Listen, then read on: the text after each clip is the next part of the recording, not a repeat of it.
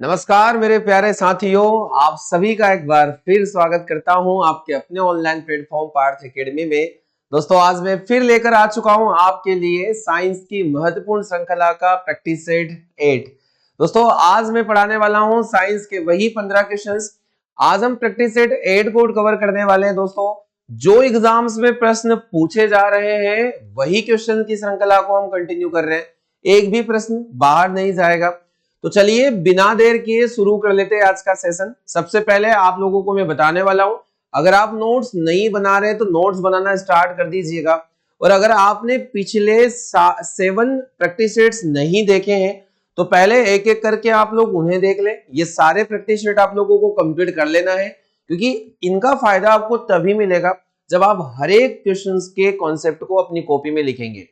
दोस्तों, डेली में आप लोगों को ये बातें बोल रहा हूं कि यहां इस क्लास का बेनिफिट आपको तभी मिल पाएगा जब आप अपने नोट्स बनाएंगे और उन्हें डेली आप रीड करेंगे। तो दोस्तों, आप समझ चुके हैं मेरी बात, तो चलिए शुरू कर लेते हैं बिना देरी किए।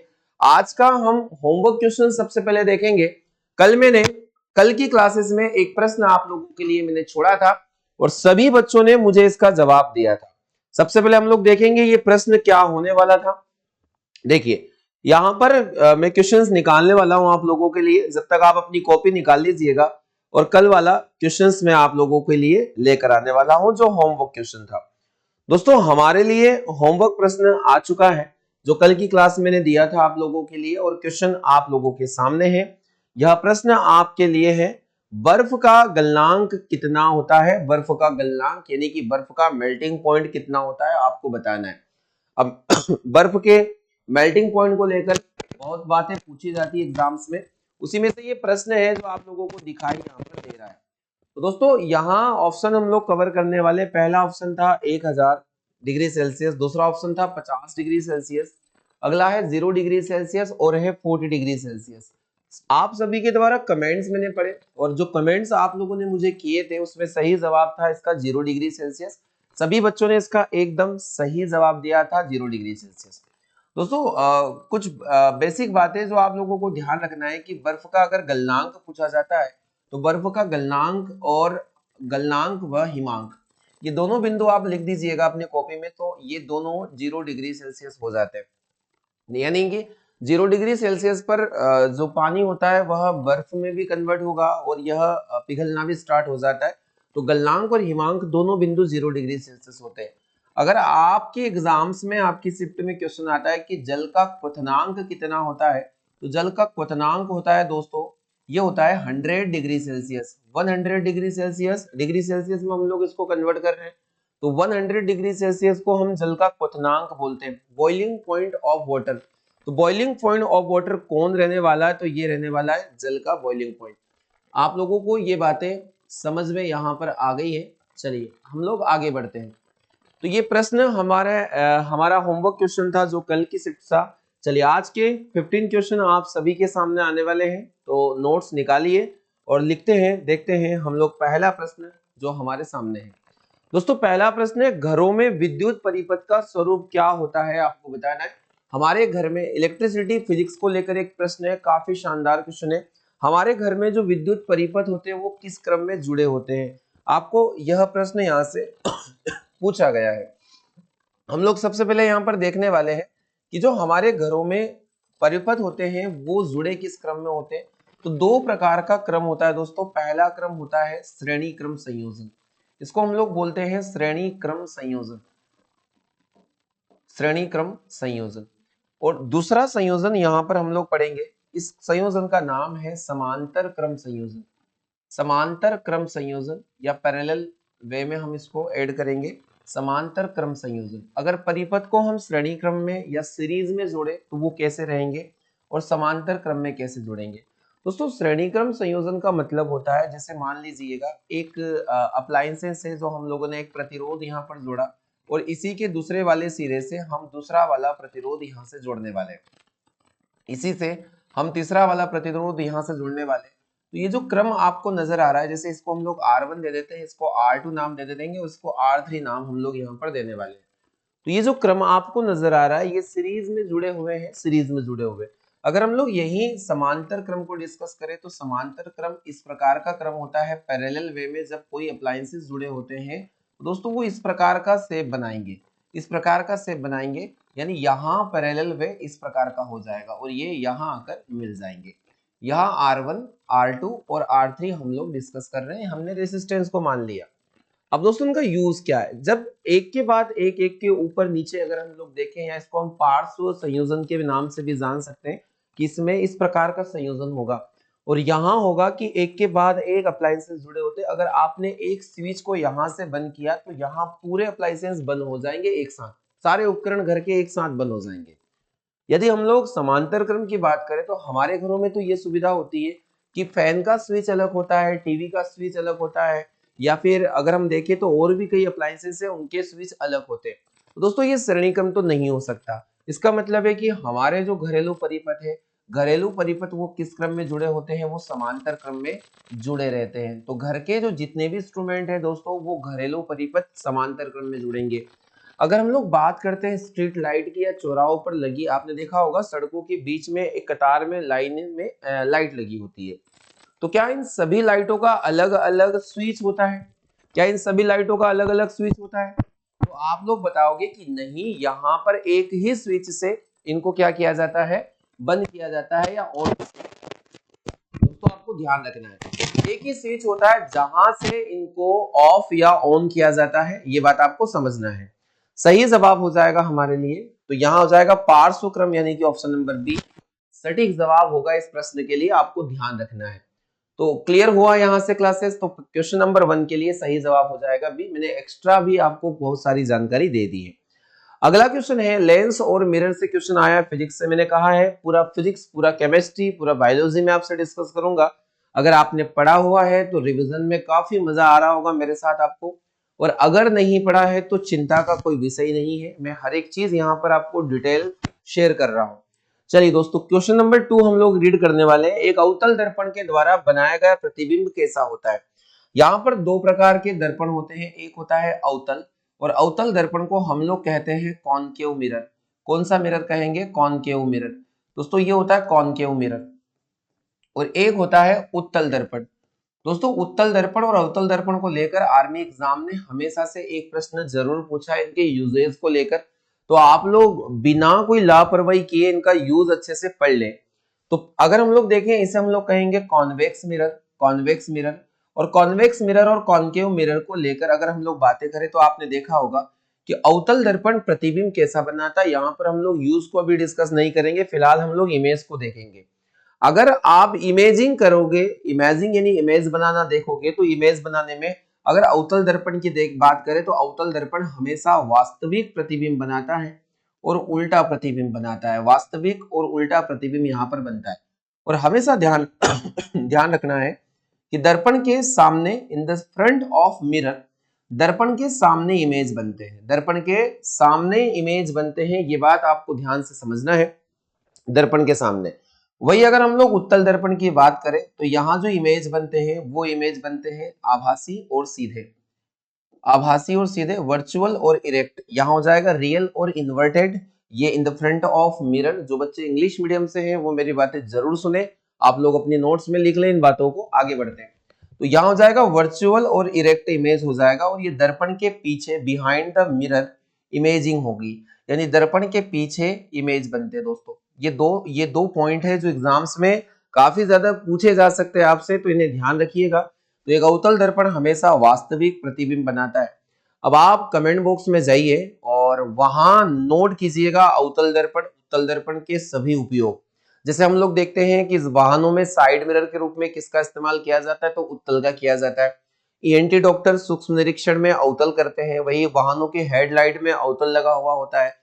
और भी जैसे सोलर कुकर हो गया है ना, सर्च लाइट हो गया, फोकस लाइट हो गया, तो इन सभी में अवतल दर्पण का इस्तेमाल किया जाता है दोस्तों। तो ये सारे यूजेस कमेंट बॉक्स में जाइए और वहां मुझे आपको लिखना है। चलिए नेक्स्ट क्वेश्चन की तरफ हम लोग मूव करने वाले हैं। अगला प्रश्न आप सभी के सामने की ध्वनि की आवाज को किस स्केल पर मापा जाता है? आपके पास 4 ऑप्शन है, हर्ट्ज हो गया, मेगा हो गया, डेसिबल हो गया, या इनमें से कोई नहीं। तो ध्वनि की तीव्रता, एग्जाम में अगर ये प्रश्न इस प्रकार भी पूछा जाए कि इंटेंसिटी ऑफ साउंड या ध्वनि की तीव्रता किससे मापी जाती है? तो ध्वनि की तीव्रता मापी जाती है डेसिबल में। दोस्तों छपने वाला प्रश्न है, इस बार सभी की शिफ्ट में आपको देखने को मिल सकता है। डेसिबल एक इकाई है जिसमें विद्युत की तीव्रता को मापा जाता है। इंटेंसिटी ऑफ साउंड मेजरिंग कहाँ किया जाएगा? तो इंटेंसिटी ऑफ साउंड मेजरिंग किया जाएगा कहाँ पर? किससे किया जाएगा? डेसिबल से। दोस्तों ध्यान रखना है, अगर हम लोग आगे बढ़ते हैं तो WHO एक संस्था होती है, वर्ल्ड हेल्थ ऑर्गेनाइजेशन के अनुसार अगर हम लोग देखें सामान्य बातचीत के लिए कितना डेसिबल का ध्वनि उपयुक्त माना जाता है? सामान्य बातचीत के लिए अगर देखा जाए WHO के अकॉर्डिंग तो 30 से लेकर 45 डेसिबल, 30 से लेकर 45 डेसिबल, डीबी इसका सिंबल होता है। तो 30 से लेकर 45 डेसिबल की ध्वनि को सामान्य बातचीत का ध्वनि कहा जाएगा। और अगर 60 डेसिबल के ऊपर का ध्वनि, 60 डेसिबल के ऊपर का ध्वनि ले जाया जाए तो 60 डेसिबल के ऊपर के ध्वनि को प्रदूषण करार दिया जाएगा, प्रदूषण के नाम से जाना जाएगा। तो ये कंटेन है दोस्तों, रियलिटी आप लोगों को यहाँ नजर आ रही है कि हम लोग बिल्कुल बहुत ही अच्छे तरीके से आप लोगों को कंटेंट दे रहे हैं। तो आप थोड़ा सा दोस्तों के साथ वीडियो को शेयर करो। आप जितने लोग देखते हैं वीडियो को लाइक नहीं करते, सबसे बड़ी चीज किसी की मेहनत को आप थोड़ा सा समझिए, वीडियो को ज्यादा से ज्यादा लाइक किया करो आप लोग, है ना। सभी एक लाइक बटन प्रेस करने में आप लोगों का कुछ नहीं जाता है। चलिए आगे बढ़ते। तो सही जवाब हो जाएगा यहाँ पर decibel, option number C. Most most most important question है आप सभी के लिए। चलिए अगला प्रश्न हम पढ़ेंगे, क्वेश्चन नंबर 4 है, निश्चित दिशा में वस्तु की स्थिति के परिवर्तन को हम लोग क्या कहते हैं? आपको बताना है। अगर हम लोग यहाँ पर निश्चित दिशा में इन दी सेम डायरेक्शन, अगर हम लोग यहाँ देखा जाए कि यहाँ ऑब्जेक्ट की पोजीशन चेंज हो रही है, इसको क्या कहेंगे? तो दोस्तों यहाँ पर सबसे पहला देके रखा है वेग, जिसे हम लोग वेलोसिटी के नाम से जानते हैं। वेलोसिटी क्या होती है? तो अगर हम लोग देखें वेग बराबर होता है विस्थापन बटे, वेग बराबर विस्थापन बटे समय, वेग बराबर विस्थापन बटे समय। मोस्ट इंपोर्टेंट फैक्ट है दोस्तों, अगर एग्जाम में आता है तो मीटर पर सेकंड, वेग को हम लोग मीटर पर सेकंड के हिसाब से लेते हैं। मीटर पर सेकंड इसका मेजरिंग यूनिट है, यानी कि मीटर इनवर्स इसको हम बोल सकते हैं मीटर पर सेकंड। अब एक चीज ध्यान रखना है, विस्थापन होता क्या है? तो विस्थापन होता है किसी वस्तु की स्थिति में परिवर्तन, यानी कि अगर लोकेशन चेंज किया जाए ऑब्जेक्ट का, मान लीजिए मैंने एक कार खड़ी हुई है और हमने दो व्यक्तियों ने मिलकर उस कार को धक्का दिया, तो कार की पोजीशन चेंज हुई बल लगाने के बाद में, तो ये हुआ उस कार के अंदर विस्थापन या डिस्प्लेसमेंट, जो आपके एग्जाम में आता है। तो विस्थापन को हम लोग मीटर मेजर करते हैं, और यहाँ अगर निश्चित दिशा में यह विस्थापन हो तो उसे वेग नाम दे दिया जाएगा। ये डेफिनेशन बहुत ज्यादा डीपली पूछा गया है, हर किसी को समझ में नहीं आएगा। दोस्तों ध्यान देना है, इसका सही जवाब हो जाएगा यहाँ पर वेग, यानी कि वेलोसिटी। अगर हम लोग देखते हैं त्वरण की परिभाषा क्या होगी।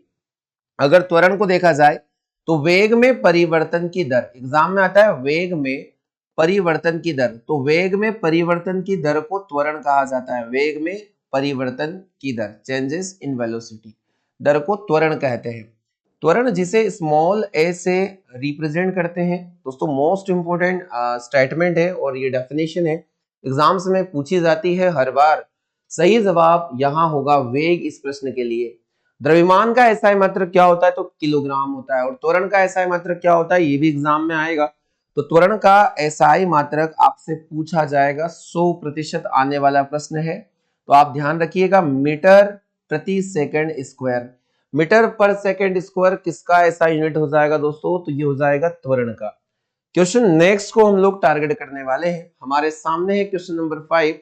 एक गैलन में कितने लीटर होता है? आपको बताना है एक गैलन बराबर कितना लीटर है। आपको क्वेश्चन दिखाई दे रहा होगा यहाँ पर, तो लीटर में गैलन कितना होता है? तो एक गैलन यहाँ पर दिया ऑप्शन 5 है, 5 है, 4.546 है, 5.125 है या फिर 2.5 होगा। देखिए एक गैलन का वैल्यू आप लोगों को याद रखना पड़ेगा दोस्तों, 4.546 इसका सही जवाब होगा। एक गैलन बराबर कितना लीटर होगा? तो लगभग होगा यह 4.5 लीटर के 4.546। अब मैं एक प्रश्न आप लोगों को यहां से देने वाला हूं कि एक बैरल बराबर कितना लीटर होता है? एक बैरल बराबर कितना लीटर होता है, ये आप लोगों को मुझे कमेंट बॉक्स में जाके बताना है। एक बैरल का मान कमेंट बॉक्स में जाकर जरूर बताएं कितना होता है दोस्तों। मोस्ट इंपोर्टेंट फैक्ट है। तो सही जवाब हो जाएगा ऑप्शन नंबर बी। चलिए नेक्स्ट क्वेश्चन है, वायु में ध्वनि की चाल कितनी होती है आपको बताना है। अलग अलग माध्यमों में ध्वनि की चाल पूछी जाएगी आपसे। इसका एक प्रश्न, एक सही एग्जाम्पल आपके सामने, और ये आया हुआ प्रश्न है आपके एग्जाम्स में। तो पूछा जा रहा है कि वायु में ध्वनि की चाल कितनी होती है। दोस्तों अगर हम लोग ध्वनि की चाल की बात करें तो ध्वनि की चाल सर्वाधिक कहाँ होती है, तो ध्वनि की चाल सर्वाधिक होती है ठोसों में। ध्वनि की चाल सर्वाधिक कहाँ होगी, तो ध्वनि की चाल होगी ठोसों के अंदर। ध्वनि की चाल सबसे अधिक होती है ठोसों में, इससे कम होगी द्रवों में, और सबसे कम होगी गैसों में। सबसे कम होगी कहां पर, गैसों में। अब दोस्तों अगर किसी सॉलिड में हम लोग देखें तो ऐसा कौन सा सॉलिड है जिसमें ध्वनि की चाल सर्वाधिक होती है, ऐसा कौन सा सॉलिड है जिसमें ध्वनि की चाल सर्वाधिक होती है, इसका नाम है एल्यूमिनियम। सर्वाधिक ध्वनि की चाल किसमें होती है दोस्तों, ये क्वेश्चन यहां से आ जाएगा। तो सर्वाधिक ध्वनि की चाल, सर्वाधिक ध्वनि की चाल, सर्वाधिक ध्वनि की चाल, सर्वाधिक ध्वनि की चाल किसमें होगी, तो सर्वाधिक ध्वनि की चाल हो जाएगी एल्यूमिनियम के अंदर। किसमें हो जाएगी, एल्यूमिनियम के अंदर। एल्यूमिनियम के अंदर सर्वाधिक ध्वनि की चाल होती है, इसका सिंबल होता है Al। कितनी होती है, तो मैं इसका स्पीड बता रहा हूं, 6420 मीटर प्रति सेकंड। 6420 मीटर पर सेकंड इसकी ध्वनि की चाल होती है, कहां पर, एल्यूमिनियम में। अब हम बात करते हैं कि गैसों में, यहां पूछा गया है वायु में ध्वनि की चाल। दोस्तों इसका सही जवाब हो जाएगा 332 मीटर प्रति सेकंड, 332 मीटर पर सेकंड, मीटर पर सेकंड, और ये 0 डिग्री सेल्सियस पर होती है दोस्तों। अगर आपसे तापमान पूछा जाए कि किस तापमान पर ये चाल होती है, तो 0 डिग्री सेल्सियस पर इस चाल को हम लोग मानते हैं। ये सही जवाब आपके लिए हो जाना है। सबसे अधिक ठोस में, फिर द्रव में, और फिर गैसों में, क्योंकि सघनता चाहिए होती है ध्वनि की चाल को, है ना। सघन माध्यम से विरल माध्यम में जाएंगे, ध्वनि की चाल घटेगी। चलिए नेक्स्ट क्वेश्चन है, क्वेश्चन नंबर यहाँ पर 7 शायद गायब हो चुका है, 7 के 6 के बाद 8 आ रहा है। चलिए हमें देख लेते हैं, हम लोग पहला प्रश्न पढ़ लेते हैं, पहले 8th वाला क्वेश्चन देख के रखा है कि गतिमान पिंड में इनमें से क्या नहीं पाया जाता, आपको बताना है। एक गतिशील पिंड है, उनमें क्या नहीं देखने को मिलेगा, तो ये जवाब हम लोग देख रहे हैं। पहला ऑप्शन है यहाँ पर वेग, वेलोसिटी, गति मात्रा, या गति ऊर्जा, या स्थिति ऊर्जा। दोस्तों इनके बारे में आपको पता होना चाहिए। वेग का फार्मूला अभी मैंने आप लोगों को बताया है, एक बार और मैं लिखने वाला हूं कि वेग बराबर क्या होता है, तो वेग बराबर हो जाएगा डिस्प्लेसमेंट अपॉन टाइम, विस्थापन बटे समय,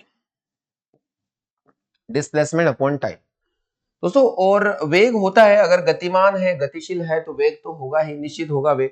अगर हम लोग यहाँ पर देखते हैं गति मात्रा, तो गति आप लोगों को पता है यहाँ भी होगी। अगर गतिज ऊर्जा की बात करें तो गतिज ऊर्जा क्या होती है, किसी वस्तु में गति के कारण उत्पन्न ऊर्जा, गति के कारण उत्पन्न ऊर्जा को क्या कहते हैं, गतिज ऊर्जा के नाम से जानते हैं। और यहाँ गतिज ऊर्जा बराबर होता क्या है, तो kinetic energy is equal to होता है 1/2 mv²। ये आप लोगों को याद रखना है, एग्जाम में फॉर्मूला पूछा जाता है। वही अगर हम लोग स्थितिज ऊर्जा की बात करें तो ये स्थिर वस्तुओं में, या किसी वस्तु में स्थिति के कारण, किसी वस्तु में स्थिति के कारण उत्पन्न ऊर्जा, किसी वस्तु में स्थिति के कारण उत्पन्न ऊर्जा को हम क्या कहेंगे, स्थितिज ऊर्जा। और स्थितिज ऊर्जा यानी कि पोटेंशियल एनर्जी का फॉर्मूला यहाँ पर हो जाता है mgh। दोस्तों मोस्ट इंपोर्टेंट फैक्ट है। तो इस हर स्थिर वस्तु के अंदर पाई जाती है स्थिर ऊर्जा, गतिमान पिंड में ये प्रेजेंट नहीं रहेगी, इसलिए सही जवाब ऑप्शन नंबर सी को मैं चुनने वाला हूं। आप सभी ये सारी डेफिनेशन अपने नोट्स में जरूर लिखे दोस्तों, एक एक बात। आज भले ही आपको ऐसा लग रहा है कि आज हम क्यों इतनी मेहनत करें, तो दोस्तों ये मेहनत करनी है हमारे उज्जवल भविष्य के लिए, जो भविष्य कल आने वाला है। दोस्तों अगर आज मेहनत करेंगे दिल से, तो कल हमें एक सकारात्मक परिणाम देखने को जरूर मिलेगा। और मेहनत कभी भी व्यर्थ नहीं जाती, इतना ध्यान रखना है। चलिए क्वेश्चन नंबर नेक्स्ट हम लोग देख लेते हैं। 9 क्वेश्चन है, सोडियम बाइकार्बोनेट का घरेलू नाम क्या है। ये आपकी आर्मी एग्जाम्स का बहुत ही चहेता क्वेश्चन आपके सामने। सोडियम बाइकार्बोनेट को घरेलू नाम क्या है, इसका व्यापारिक नाम क्या है। तो यहाँ पर बाइकार्बोनेट का फार्मूला अगर हम लोग देखें तो ये होता है NaHCO3। इसे सोडियम बाइकार्बोनेट के नाम से जानते हैं, या इसका एक नाम और भी है जो आपको लिख लेना है अपने नोट्स में, सोडियम हाइड्रोजन कार्बोनेट। तो सोडियम हाइड्रोजन कार्बोनेट क्या है? तो सोडियम हाइड्रोजन कार्बोनेट होता है सोडियम बाइकार्बोनेट का पूरा नाम। दोस्तों ध्यान रखना है इस बात को। अब हम लोग बात करने वाले हैं कि यहाँ कपड़े धोने का सोडा, खाने का सोडा, साधारण नमक या इनमें से कोई नहीं। सारे फॉर्मूलेज आपके एग्जाम्स में बार बार पूछे जाते हैं। अब ये फॉर्मूलेज है क्या, हम लोग देख लेते हैं सबसे पहले। तो नंबर 1 थिंग कि यहाँ पर देके रखा है आपको कपड़े धोने का सोडा, और कपड़े धोने का सोडे का फॉर्मूला होता है Na2CO3। इसे हम लोग कहते हैं सोडियम कार्बोनेट। क्या कहेंगे? Sodium carbonate. तो सोडियम कार्बोनेट किसे कहते हैं? सोडियम कार्बोनेट कहते हैं कपड़े धोने के सोडे को। दोस्तों मोस्ट इंपोर्टेंट क्वेश्चन आप लोगों के सामने है। खाने का सोडा, खाने का सोडा कहा जाता है सोडियम बाइकार्बोनेट को। तो सही जवाब इस प्रश्न के लिए मेरे लिए हो जाना है ऑप्शन नंबर बी, जिसका इंतजार था। अगला आता है साधारण नमक। पिछले 3 सालों से लगातार आर्मी एग्जाम्स ने अपने पेपर में साधारण नमक का सूत्र पूछा, रासायनिक नाम पूछा, हर चीज पूछी। और इस बार भी इसकी तैयारी कर लीजिएगा कि साधारण नमक का फॉर्मूला होता है NaCl, और इसका केमिकल नेम होता है सोडियम क्लोराइड। क्या होता है? Sodium chloride. तो सोडियम क्लोराइड को साधारण नमक का रासायनिक नाम कहा जाता है और रासायनिक सूत्र होगा NaCl। दोस्तों मैं आपसे फिर बोल रहा हूं कि ये जो 3 क्वेश्चंस दिखाई दे रहे आर्मी एग्जाम्स में बार हर शिफ्ट में पूछे जाते हैं, इसलिए इनको बहुत अच्छे से प्रिपेयर आप लोग कर ले। मैंने आपसे बोला है कि अगर मेरे द्वारा कोई चीज इंपोर्टेंट बोली जाती है तो वो इंपोर्टेंट रहेगी, है ना, इसमें कोई शक नहीं, आपको ध्यान रखना है। चलिए नेक्स्ट क्वेश्चन हम लोग देख लेते हैं। खाने का नमक, खाने का जो सोडा था वो सोडियम बाइकार्बोनेट है। क्वेश्चन है कि रासायनिक अभिक्रियाओं की दर कौन से पदार्थ परिवर्तित कर देते हैं? आपको पता है कोई रासायनिक अभिक्रिया में 2 अभिकारक मिलेंगे, 2 अभिकारक आपस में मिलते हैं, 2 अभिकारक मिलने पर क्या बनता है? उत्पाद बनता है। 2 अभिकारक मिलने पर उत्पाद का निर्माण होता है। इन्हें हम लोग बोलेंगे रासायनिक अभिक्रिया, उत्पाद यानी कि प्रोडक्ट उत्पाद का निर्माण होता है। दोस्तों ये बात आपको समझ में आ गई होगी कि 2 या 2 से अधिक अभिकारक आपस में मिलते हैं और उत्पाद का निर्माण करवाते हैं। इन्हें हम लोग कहते हैं केमिकल रिएक्शन। अब दोस्तों केमिकल रिएक्शन में होते हैं उत्प्रेरक जिन्हें इस वाले ब्रैकेट से शो किया जाता है। इन्हें हम लोग कैटेलाइजर बोलते हैं, उत्प्रेरक कहते हैं। उत्प्रेरक का काम होता है किसी रासायनिक अभिक्रिया में भाग नहीं लेते, परंतु इनकी उपस्थिति मात्र से रासायनिक अभिक्रियाएं संपन्न होती है। आपको ये बात समझना है कि ये पार्टिसिपेट नहीं करते इस केमिकल रिएक्शन में, परंतु इनके उपस्थित रहने से रासायनिक अभिक्रियाएं की दर बदल जाती है, इनका समय निर्धारण चेंज हो जाता है। तो यहां अगर हम देखें पदार्थ परिवर्तित कर देते तो सही जवाब हो जाएगा उत्प्रेरक कैटेलाइजर। दोस्तों इसकी खोज की थी बर्जिलियस ने।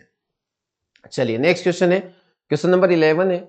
अमलगम, यहाँ लिखा है अमलगम होना चाहिए, अमलगम होना चाहिए यहाँ पर अमलगम। अमलगम मिश्र धातु में पाया जाने वाला मुख्य धातु क्या होता है? दोस्तों ध्यान रखना है अमलगम क्या चीज है। अमलगम एक मिश्र धातु है, और किसकी? आप ध्यान रखना, पारे से बनी सभी मिश्र धातु, पारे से निर्मित या पारे से बनी मिश्र धातु क्या कहलाती है? पारे से बनी मिश्र धातु अमलगम कहलाती है ना। मुख्य धातु इसमें क्या आ जाएगा? पारा। पारा जिसे हम लोग Hg के नाम से जानते हैं, Hg, और इसे एक और व्यापारिक नाम होता है, इसका नाम होता है क्विक सिल्वर। ये आपके एग्जाम में पूछा गया है कि क्विक सिल्वर किसको बोलते हैं, त्वरित चांदी किसे कहते हैं, क्योंकि ये चांदी के समान चमकता है, इसीलिए इसे क्विक सिल्वर नाम से भी जाना जाता है। दोस्तों मोस्ट इंपोर्टेंट है। तो अमलगम कौन बनाएगा? अमलगम बनाएगा पारा या Hg। डॉक्टरी थर्मामीटर में भी इसका उपयोग हम लोग करते हैं। मोस्ट इंपोर्टेंट ये क्वेश्चन था। क्वेश्चन नंबर 12, कल के सेशन में भी इस प्रश्न को हमने देखा था, प्रैक्टिस सेट 7 में भी हमने इसको डिस्कस किया था, और आज प्रैक्टिस सेट 8 में भी इसका रासायनिक नाम पूछा है। कल हम लोगों ने देखा था कि हंसाने वाली गैस या लॉफिंग गैस का रासायनिक सूत्र क्या है, तो वहां था N2O, और मैंने कल की क्लास में लिखवाया था कि इसे आप केमिकली नाइट्रस ऑक्साइड के नाम से जान सकते हैं। किस नाम से जानेंगे? नाइट्रस ऑक्साइड के नाम से जाने जाने वाला कंपाउंड है N2O, यानी option number B is correct for this question. Most important है भाई, आपको अच्छे से समझना है। देखिए क्वेश्चंस लाजवाब है, मेहनत से निकाल कर लेकर आया दोस्तों, अच्छे से तैयारी करवा रहे हैं आपकी। वीडियो को शेयर कीजिए, वीडियो में शेयर करने में किसी प्रकार की कमी और अगर लाइक भी अभी बहुत कम आ रहे हैं, आप लोग लाइक नहीं करते वीडियो को दोस्तों, आप ही के लिए ये कक्षाएं पूर्णतः निःशुल्क है, तो एक छोटा सा लाइक आप जरूर करें, उस लाइक से हमें मोटिवेशन मिलता है। तो सही जवाब हो जाएगा इसके लिए ऑप्शन नंबर बी। चलिए, ग्लूकोज का रासायनिक सूत्र क्या है?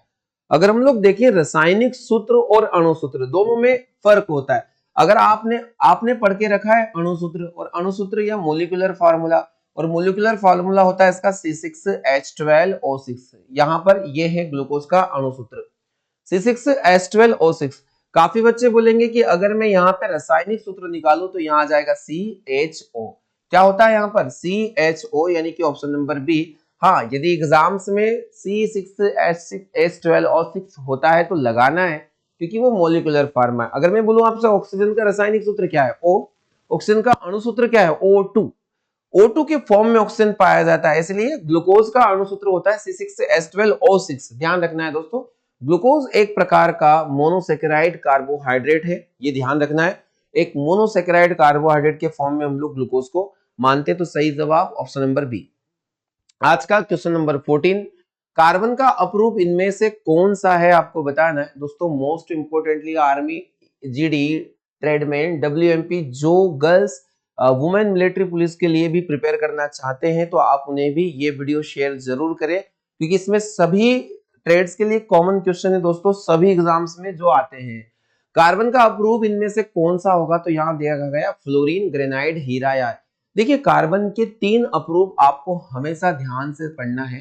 कार्बन के 3 अपरूप, तो कार्बन के 3 अपरूप कौन कौन हो जाते हैं, तो यहाँ हम सबसे पहले देखेंगे, सबसे पहले देखने वाले हीरा। मोस्ट इंपोर्टेंट क्वेश्चन है। हीरे के बाद आता है ग्रेफाइट, ग्रेफाइट, और ग्रेफाइट के बाद में एक और आप लोगों ने शायद इसको पढ़ के नहीं रखा होगा, बंकमिस्टन फुलेरिन। आप इन्हें पढ़ लीजिएगा, बंकमिस्टन फुलेरिन। तो बंकमिस्टन फुलेरिन को हम लोग तीसरा अपरूप बोलते हैं, जिसकी जो संरचना है वो फुटबॉल की तरह होती है। तो हीरा जो प्रकृति का सबसे ज्यादा कठोर पदार्थ है, ये एग्जाम में आता है, कठोर पदार्थ हीरा है। ग्रेफाइट आपको ध्यान रखना विद्युत का सुचालक होता है, यह अधातु होते हैं, विद्युत का सुचालक होता है, good conductor of heat and electricity, ध्यान रखना है, सुचालक है ना। और अगर हम बंकमिस्टन फुलेरिन की बात करें तो एकमात्र क्वेश्चन यहाँ से आता है कि फुटबॉल की तरह रचना किसकी होती है, तो फुटबॉल की तरह रचना होती है बंकमिस्टन फुलेरिन की। दोस्तों ये ध्यान रखना है इस बात को आपको। सही जवाब हो जाएगा यहाँ पर हीरा। देखिए, ग्रेनाइट लिखा है, ग्रेफाइट नहीं लिखा, इसलिए इसे आप क्रॉस कीजिएगा, थोड़ा सा ध्यान लगाकर पढ़िएगा क्वेश्चन को, जरूरी है। ग्रेनाइट लिखा है, ग्रेफाइट नहीं लिखा है, ऑप्शन नंबर सी करेक्ट होगा इसके लिए। हीमोग्लोबिन में कौन सा खनिज लवण पाया जाता है, दोस्तों ये प्रश्न आप लोगों के सामने दे के रखा है। चलिए जवाब दीजिए कमेंट बॉक्स में। आपके लिए होमवर्क के लिए प्रश्न मैं छोड़ के जा रहा हूँ। होमवर्क क्वेश्चन है, हीमोग्लोबिन में कौन सा खनिज लवण पाया जाता है, फास्फोरस, लोहा, आयोडीन या इनमें से कोई नहीं। तो मैंने प्रीवियस क्लासेस में इसको बहुत अच्छे से पढ़ा दिया है, आप लोगों को इसका जवाब देना और डिटेल नोट्स के साथ मुझे जवाब देना है। चलिए दोस्तों, तो हम लोग मिलते हैं अगले सेशन में। आप लोग सभी अपनी पढ़ाई जारी रखें और अच्छे से अपनी पढ़ाई चलने दीजिए, रिवीजन जरूर करें, इन सभी क्लासों का रिवीजन करना है।